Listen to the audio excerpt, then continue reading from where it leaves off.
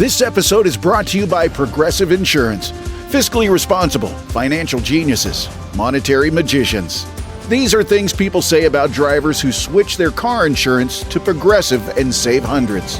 Because Progressive offers discounts for paying in full, owning a home, and more. Plus, you can count on their great customer service to help you when you need it, so your dollar goes a long way. Visit Progressive.com to see if you could save on car insurance. Progressive Casualty Insurance Company and Affiliates. Potential savings will vary. Not available in all states or situations. Welcome to the Covert Narcissism Podcast. I'm your host, Renee Swanson. I am not a therapist, and you are not a victim.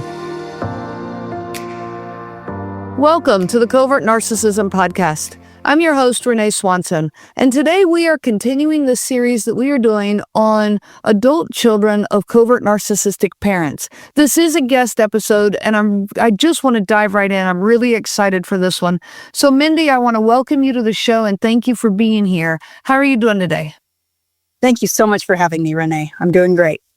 Good. You're so welcome. And I'm excited about this story. You've got a very unique story here, and I'm just excited to share it with the audience. So let's dive right in. I want to ask, you have an interesting story as to how you came to the realization that your mom is a covert narcissistic. And I'd love for you to just share that here with the audience today. So one day my husband came into the house from working outside, and he said, kind of out of the blue, he said, "Do you think your mom is a narcissist?"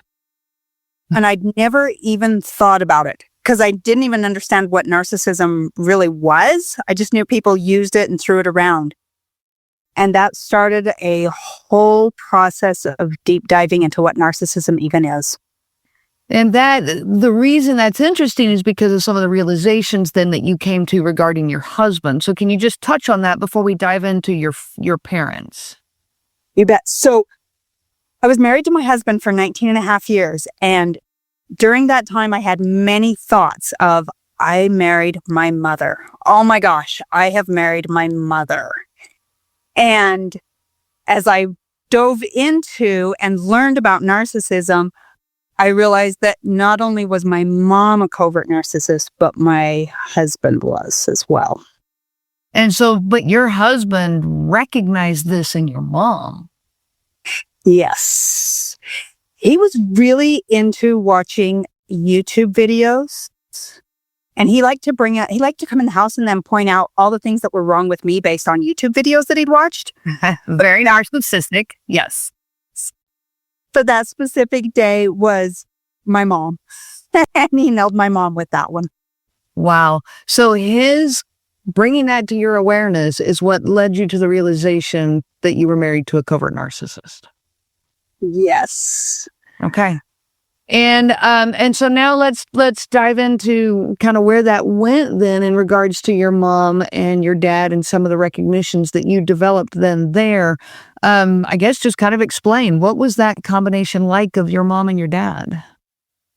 So I believe, based on, because this sent me down such a rabbit hole that I even looked into my grandparents and my aunts and uncles and my husband's side of the family and all of these different relationship dynamics, because I was trying to figure out what the heck happened to my family. What happened to me? What is going on here? And I did a lot of reading. I checked out every book at the library that I possibly could and bought just as many online. And what I came to the conclusion of is my mom probably became a covert narcissist because of her childhood, because my grandfather was very narcissistic. My dad, it took me a really long time to pin him until I read Lundy Bancroft's book of Why Does He Do That? And I realized that my dad is capable of self-reflection. My mom is not. My ex-husband is not. You point out something that they did that hurt or that you didn't like or that was wrong, and they will automatically just flip it back and make it all about me or that person, right? It's always there. But if I point it out to my dad, hey, Dad, you were really abusive when I was a kid, he'll say, yeah, I know. And it doesn't seem to bother him to admit it, but he can admit it and he can acknowledge it. So the self-reflection is there, but not empathy. Correct. Okay. And he still, I asked him, have you ever said sorry to any of your kids? And he said, no. And he said, and then at the end of conversations, he'll be like, well, I'm sorry your childhood was so bad. But he doesn't actually own it. Right. He just, but he's capable of having that conversation and acknowledging that it happened. Just doesn't have empathy. So he doesn't flip the script. He doesn't gaslight you saying it never happened or that it was your fault or any of the tactics that are there with narcissism, but the lack of empathy was still dominant. Correct. Okay. So this combination, so that's dad. Talk a little bit about mom. So mom is a perfectionist and she is the victim. And all that matters is what other people think. She's very focused on herself. So, as an example, I was sexually abused when I was 4 years old by a neighbor boy that she had hired to babysit me. And when I asked about it, she got very defensive and said that she was probably at a Tupperware party, because I was questioning why I had this babysitter. Mm-hmm. But then she turned it around and pretended like it had never happened. And why didn't she ever know about it? Why didn't I ever say something? And she turned it around and it was my fault. So things like that, she was very good at just she is very good at manipulating the conversation and making it my fault. I was wrong. I took it personal. And it's not her fault. That had to be incredibly painful as a child. Do you know, I've blocked most of that childhood memory and it has just come back in the past few years. I've had some regressive memories or repressed memories coming up. But it obviously has affected everything in my life. It's just worse because if she could do that about something that serious, she can do that about anything and everything. Right. And it didn't matter whether it was a small thing or a big thing.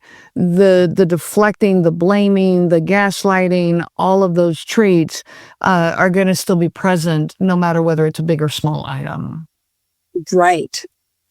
And, another thing she would do, so because she is a perfectionist, she always had to have a perfect home.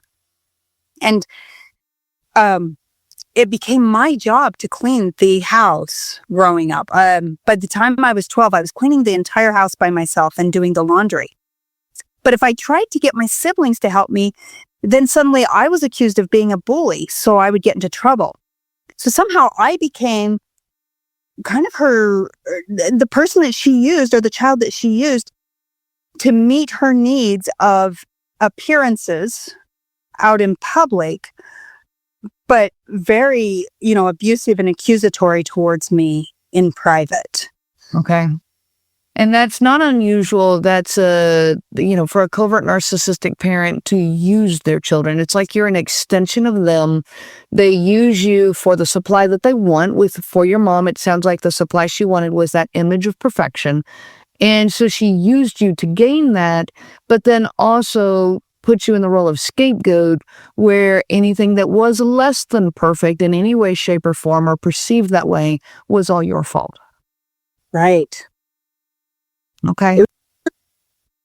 And so how did this play out for you, in childhood and then moving into a marriage?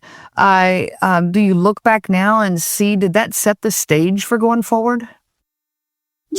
I spent most of my childhood in some kind of a depressed state, as well as a constantly doing.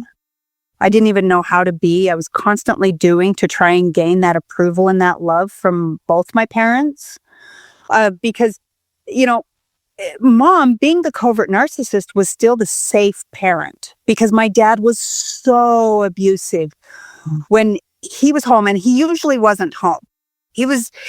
he had a dairy farm during most of my childhood, and he was gone there 7 days a week.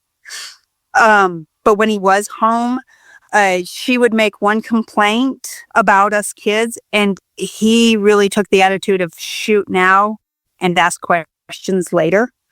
So he was extremely abusive, and it was extremely scary, even being in the house with him. So she was the safe parent, despite the fact that she was a covert narcissist, just because she neglected us. She ignored us. Okay. For the most part, she used us, but if we knew how to play her game, and so we could do that. And it was easier to survive with her than when he was around. But that led to a lot of depression. And, even though I was older when I got married, I'd moved out. I'd kind of lived my life, but I had a lot of self-doubts and insecurities. And at the time that I actually met my husband, I had moved back home for a short period of time and found myself in a deep depression once again. And it was right at that time when I met my husband, who love bombed me like nobody's business. And it set me up for the perfect storm, because all I was looking for was love and someone to even acknowledge me, right? To mention. And he did that. And so I automatically just fell right in, and it felt so good until it didn't. Right. Until things then start to develop and go. But by the time you realize that there's a problem, you're so far into the marriage or into family life with this person. And so the love bombing, for a covert narcissist can last for a really long time. But you were so starved for somebody to see you, for the, the space to matter in somebody's world, for connection. And that love bombing at the beginning can seem so real. It did. And it lasted until I was pregnant with our oldest child. And so then I was trapped, because suddenly I was in this marriage, financially, tied to this person. And then I had a child on the way, and I didn't want my child to grow up without a father.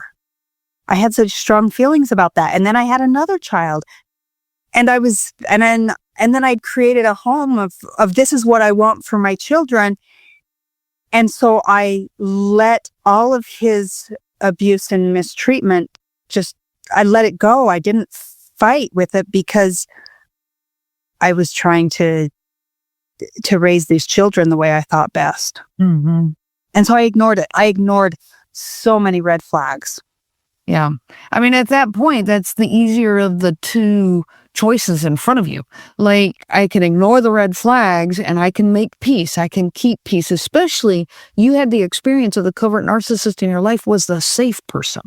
So it was safer to make peace with him and keep your family unit together than it probably was to even consider getting out or seeing the abuse as abuse.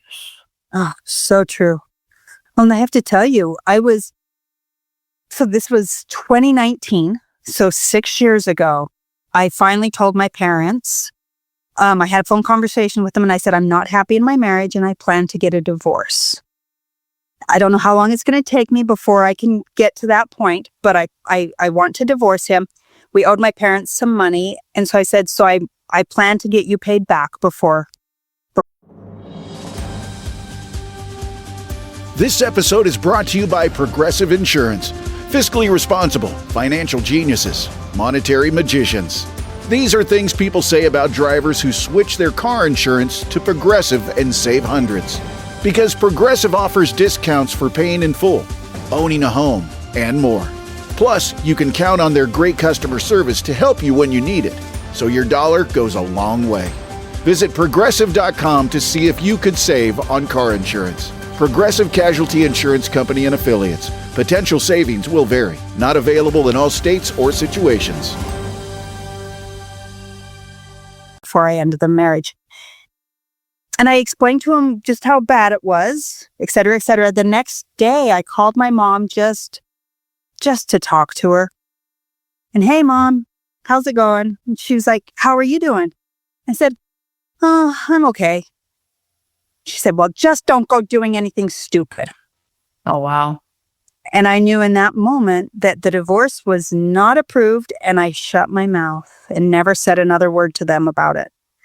And then when I actually started pulling the trigger, my dad said, I can't believe you didn't tell us before how bad things were. That's so that's the lack of awareness, of your feelings around you. But when people create an environment where you are not safe to share your emotions, and then their response is, well, why didn't you share your emotions? Why didn't you tell us? It is almost laughable because they create the very environment that they are now accusing you of not doing. Yes. So, yep. Yeah. So now as you're, healing, getting out of some of the entanglement of narcissism, and this is absolutely a generational curse. I've said that many times. And looking back at, your childhood and the traits that kind of carry forward in your life, how did it affect you to be raised by a covert narcissist? Well, probably the biggest thing, Renee, is that I have struggled with friends my entire life. I have had friends that were abusive, that took advantage, or that had ulterior motives in that friendship. But in addition to that, I have believed that there was always an ulterior motive, that there was always going to be abuse, and believed that I couldn't trust anyone, and that I could never have the underhand on a relationship. So if a friend gives me a gift, just out of kindness, it causes me to have an emotional breakdown, to have anxiety, and to freak out because they've given me something, and I should always be the giver in that relationship and never the receiver. Okay. And that came from, when you look back, you learned that behavior from, it sounds like, from both of your parents and your husband as well. Yes, but I would say that was really strong from my mother. Okay. Very strong from her because in order to keep her happy, I was constantly giving. I was cleaning the house. I was raising the children. I was telling her how wonderful she was. I was listening to her whenever she wanted to complain about things. I was very much the giver in the relationship with her. And if I did, there was a big backlash. Okay. And if you did ever receive anything from her, was it held over your head? Almost definitely. Okay. And I learned as a child to be so grateful for gifts. When I was 18 years old, she gave me a box of Cheerios for my birthday. That was the only present I got for my 18th birthday, was a box of Cheerios that she had pulled out of our pantry and wrapped before I came home from work. And I remember gushing about how much I love Cheerios and what a wonderful gift. And that was so perfect. And I couldn't think of anything else that I could possibly want at 18 years old, other than a box of Cheerios that would then go into the cupboard for the entire family to eat. Wow.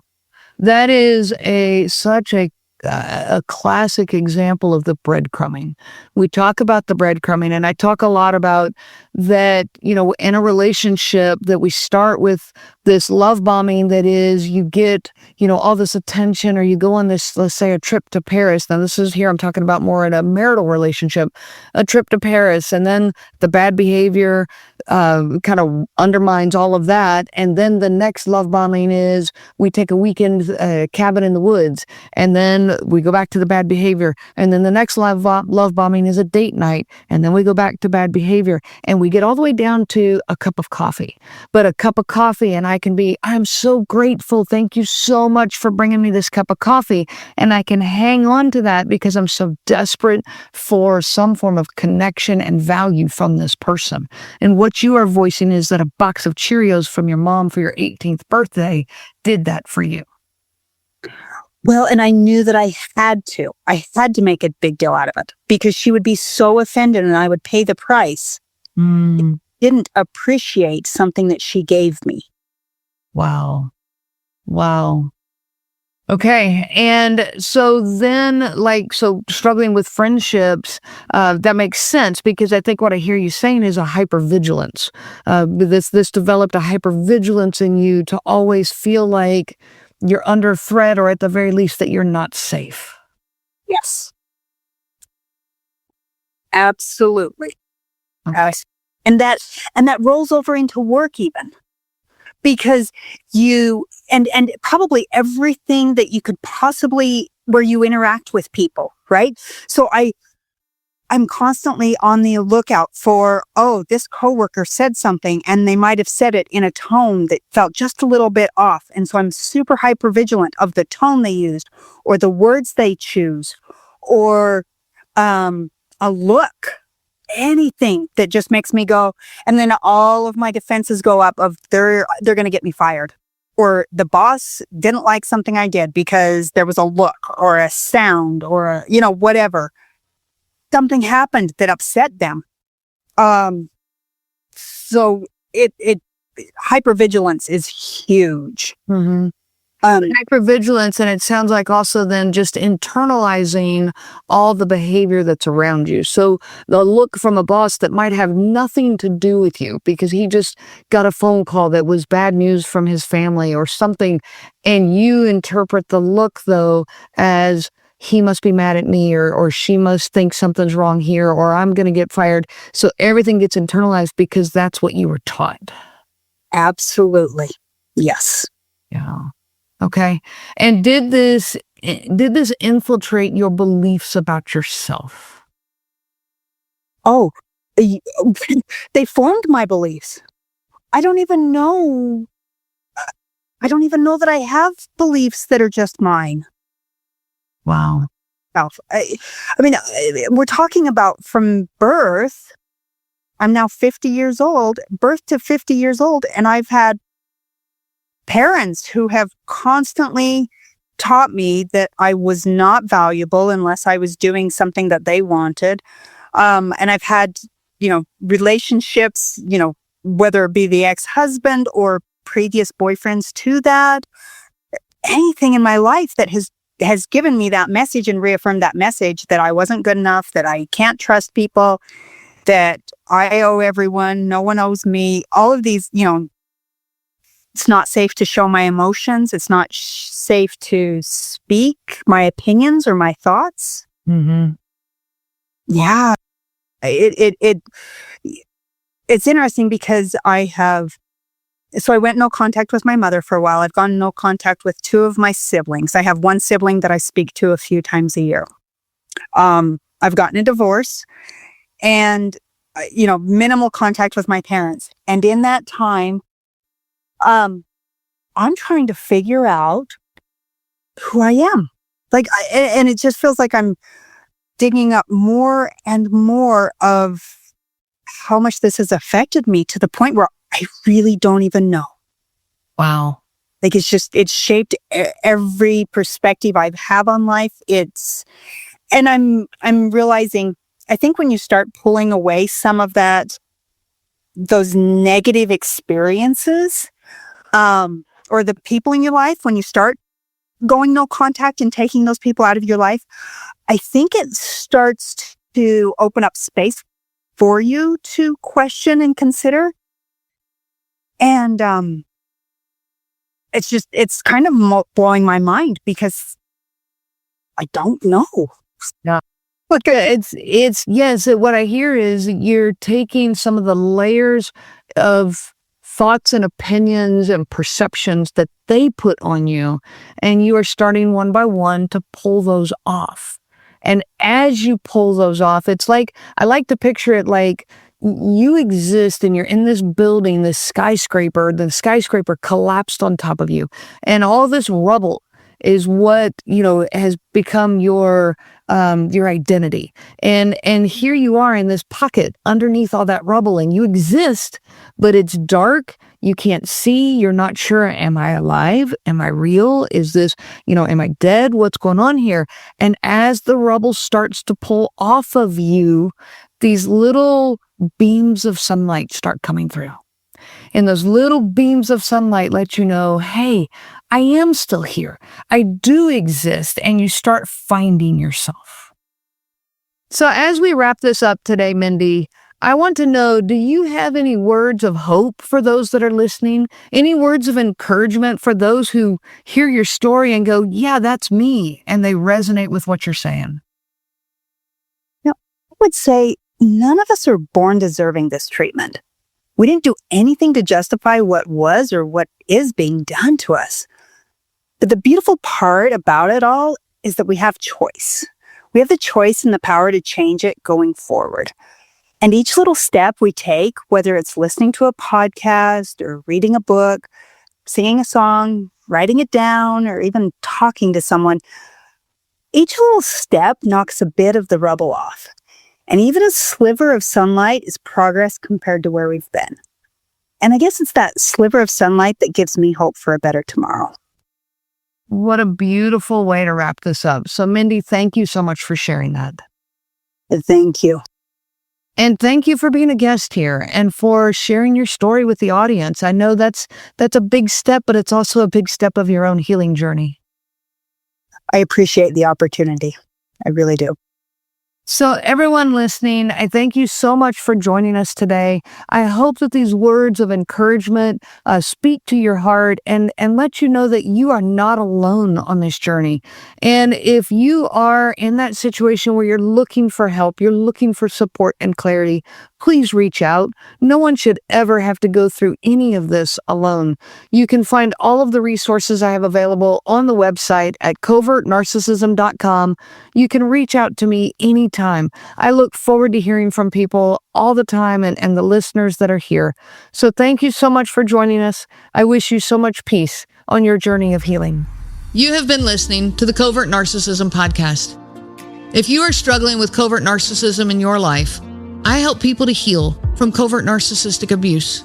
If you are struggling with the isolation, the self-doubt, and the obsessive thinking, then this is the program for you. I offer both group and individual options. This is live, personalized coaching that is specific to covert narcissism. Reach out to me anytime. You can find me at my website, covertnarcissism.com. I'm not a therapist and you are not a victim. I am a coach, and you are a survivor. I wish you so much peace on your journey of healing. The information provided by Renee Swanson and the Covert Narcissism podcast is for educational purposes only and is not to be used for diagnosis purposes and not intended to be a substitute for clinical care. Please consult a healthcare provider for guidance specific to your case. This material discusses narcissism in general. It does not claim that any specific person has narcissism and should not be used to refer to any specific person as having narcissism. Permission is not granted to link to or repost this material to support an allegation or a claim that any specific person is a narcissist. That would be an unauthorized misuse of the material and information provided.